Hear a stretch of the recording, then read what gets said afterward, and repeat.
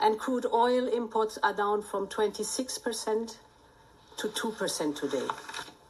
I always knew that we could deliver with unity, with resolve, and by building on the extraordinary work of the past 3 years.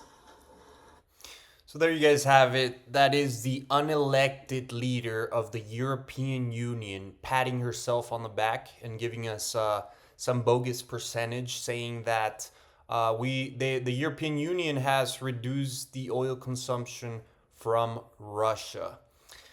Now, whether you guys want to believe that or not, that's up to you. But me personally, I think it sounds like they're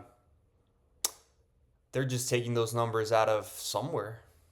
Nobody really knows from where, because how do they count all the oil that is coming in from India and being circumvented, right? So they need this oil. The European Union needs this oil, and as soon as they started cutting these imports, we saw what happened to the economy in Germany and the economy of the major superpowers or I shouldn't say superpowers, the major countries in the European Union. So there you guys have it. Let me know in the comments what you guys think. And just a quick reminder to like and subscribe. It takes a lot of time to put these videos together, so I want to make sure I keep delivering for you guys. So up next, we have Dmitry Medvedev. For those of you that aren't familiar, he's a deputy chair of Security Council of the Russian Federation, so important guy from Russia.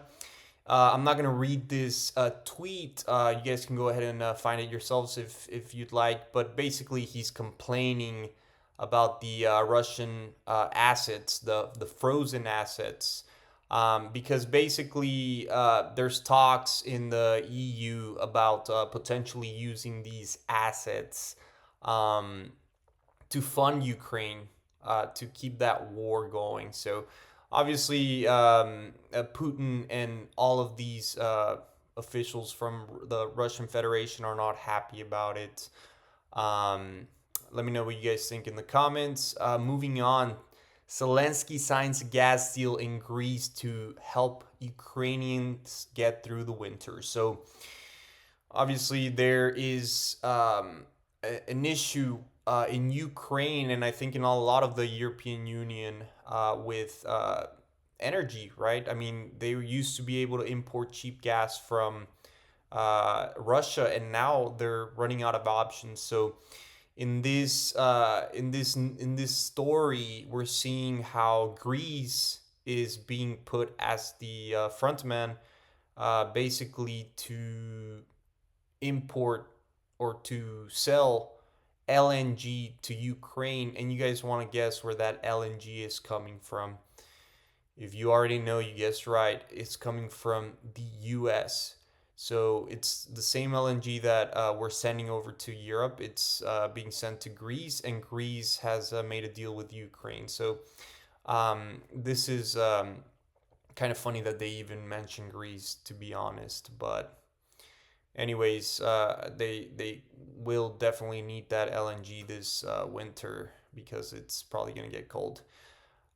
Next story here, in the Times of India, we have Putin going over to India and just doing their general summit. You know, I don't know if this is an annual thing or what exactly this is, but I think the important things to highlight from this specific story, this specific note, is that what they spoke about. So in their discussions, they spoke about Russian oil. So again, going back to the energy topic, everything's about energy here. I mean, we're selling oil to India. Excuse me, Russia's selling oil to India, and then India goes back and sells it to the European Union at a market price. So the European Union is really just messing with their own economy, I would say, and really destroying a lot of their manufacturing.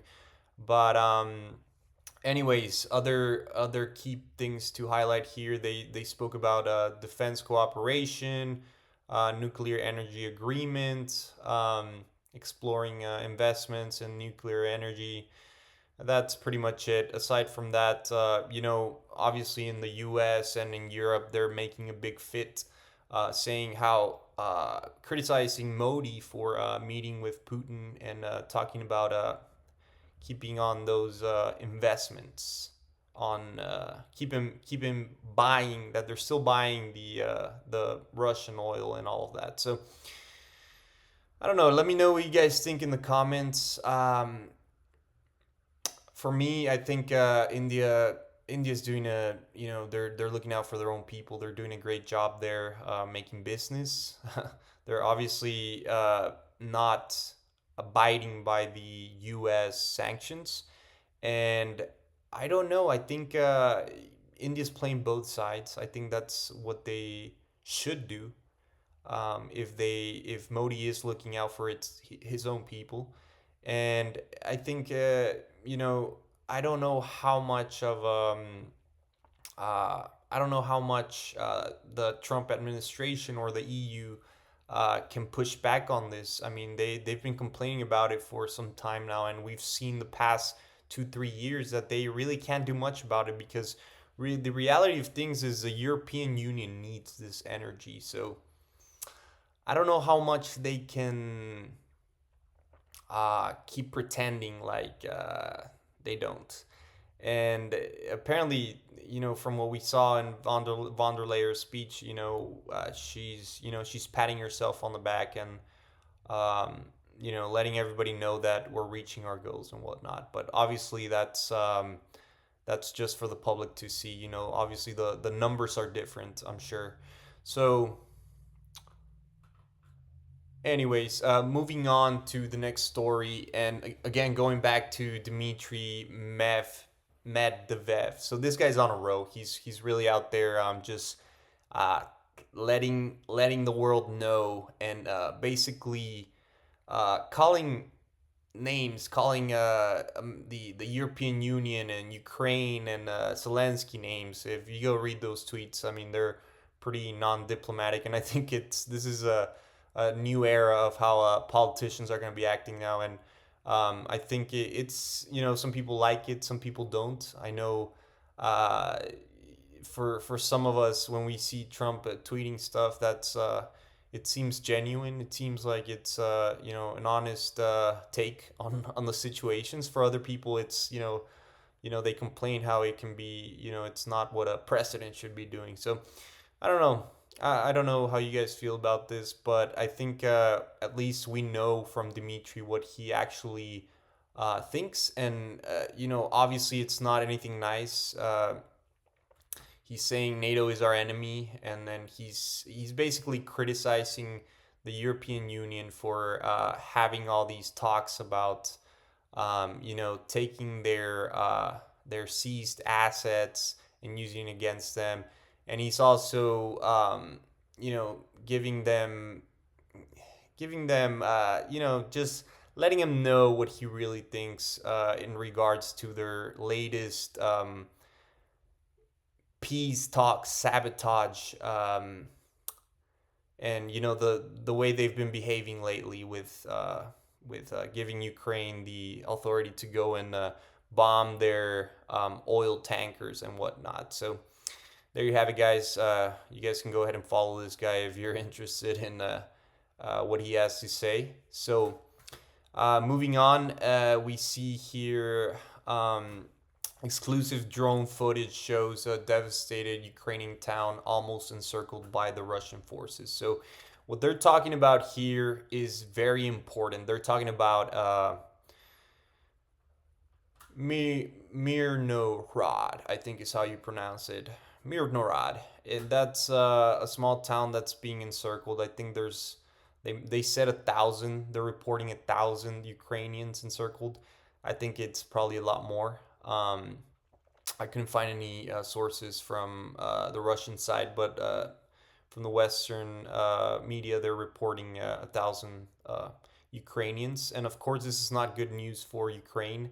They're pretending like it's not a big deal, and it doesn't mean we're losing the war or anything like that. But Yeah, I mean, I think you guys can make your own conclusions and decide what you think. I mean, it's pretty obvious that the Russians are advancing quickly. Um, I don't know what that really means for Ukraine, since you know the Western media seems to be ignoring a lot of these things. So they're downplaying what's really going on, and I've been seeing, you know, obviously there's the propaganda from the Russian side also saying that they're advancing tremendously.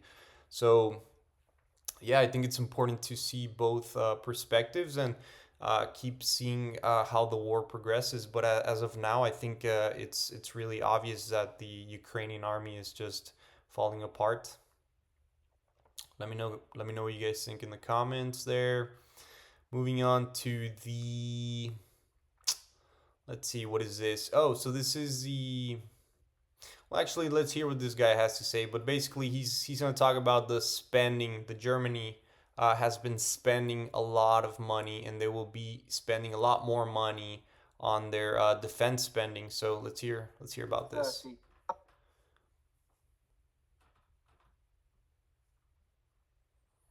Oh, there we go. Awesome. We're having Wi-Fi issues. I don't know if that's my Wi-Fi or just X being funny, but let's see if we can get it to play here in the next few seconds. If not, really, all he says is, I wanted you guys to hear that number. He goes, I think they're planning on spending $150 billion in Germany. And a lot of people are talking about how they're waking up a monster in Europe. Obviously, with the history of Germany, their technology, and how they've acted in the world wars. A lot of people have a lot to say about that, but at the same time, it sounds like Europe does not feel supported by the Trump administration, so they are looking for ways to counteract that and increase their own security. So, like I said, I was just interested in hearing what this guy had to say regarding the numbers, the exact numbers of how much they'd be spending. But if it doesn't load, it's fine. We'll keep moving on. All right, so next story, Italy breaks away from Germany. They will not buy U.S. weapons. So I saw several articles on this. It's very clear again that Italy does not support this war. They've I think I've seen several times where Meloni says she doesn't want to keep this war going, and I think she's obviously had several um, I want to say conflicts with the rest of the European leaders in this perspective, especially with the leaders in the European Union of in Belgium. So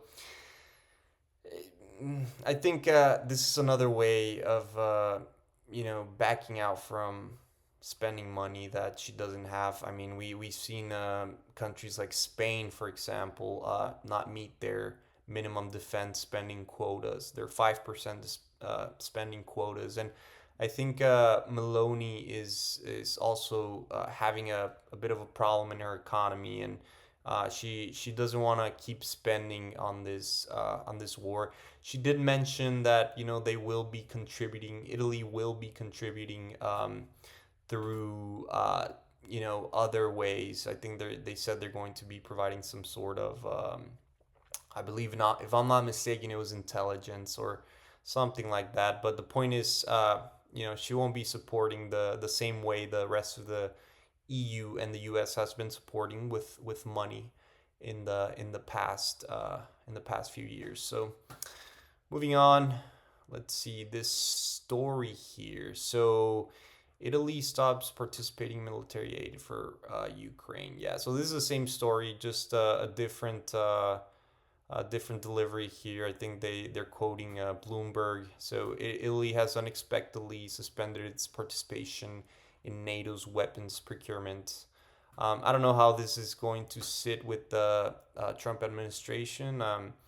I don't really know how much he was hoping for Italy specifically to spend on the weapons manufacturing companies in the U.S. But we'll see how that pans out, how he reacts to this. I don't think it's a big deal here, but it's very interesting that Italy and Meloni has really always had that courage to be the one that says, I don't want to keep spending that money.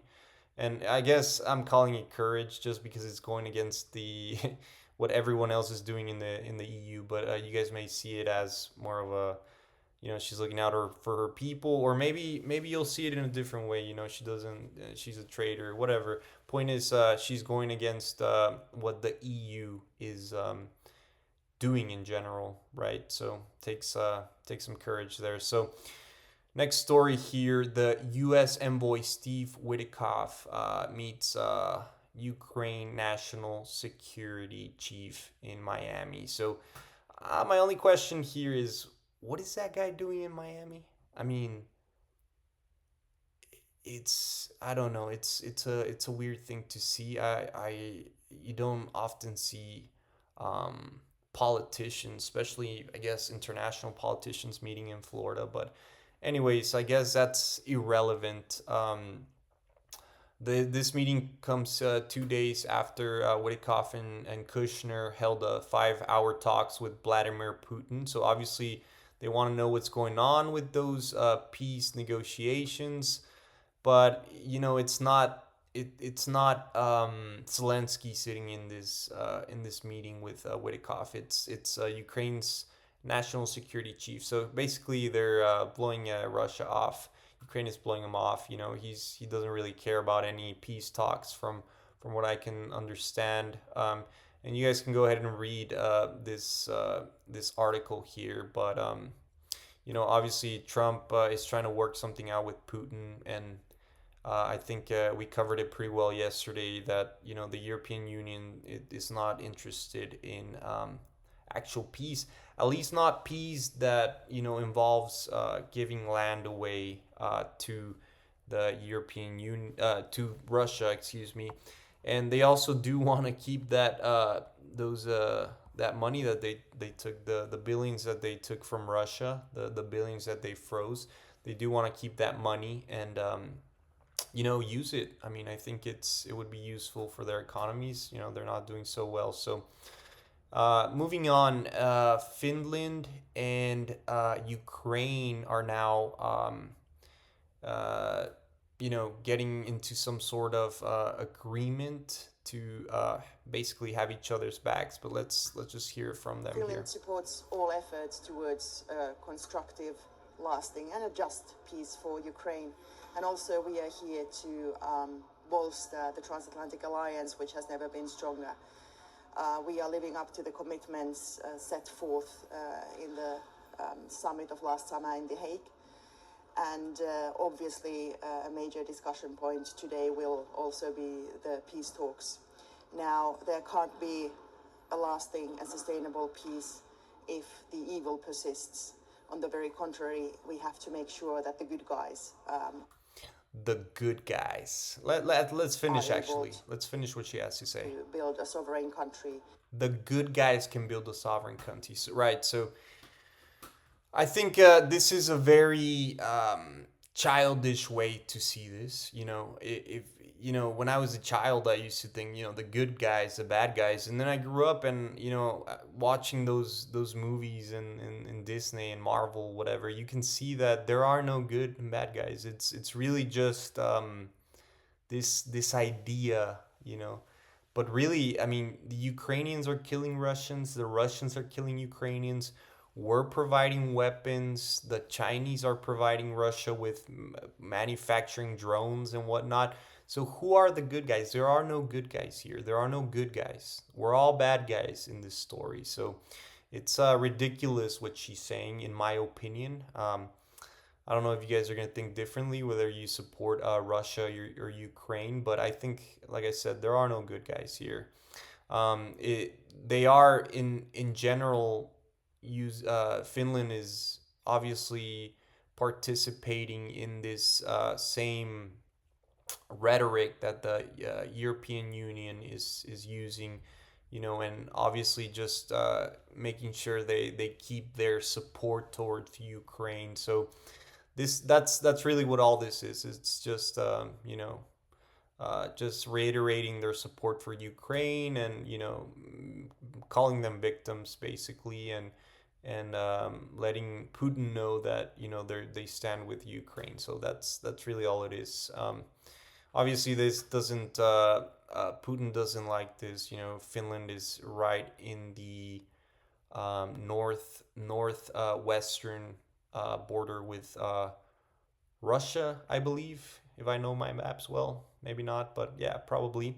So obviously, so Russia doesn't like this. Russia doesn't like this at all, and they know this. The European Union knows this, and that's why they, that's why they keep this kind of alliance going, so that they can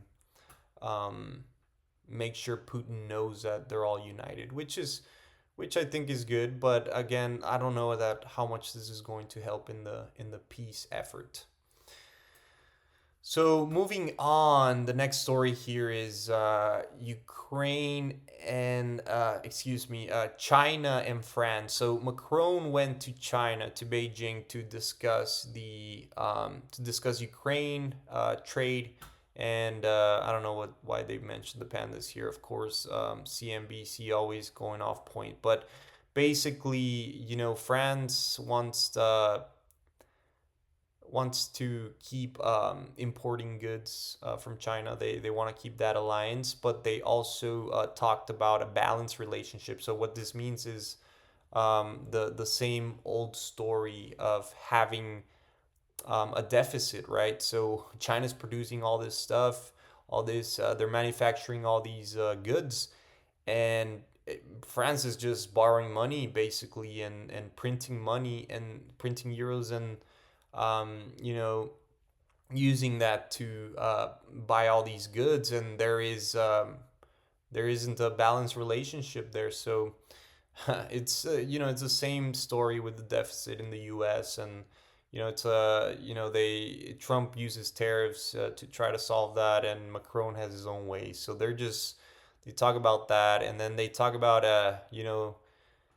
the Macron pretending like I shouldn't say pretending, but he basically tells Xi Jinping that he should help to end the Ukraine Russia conflict.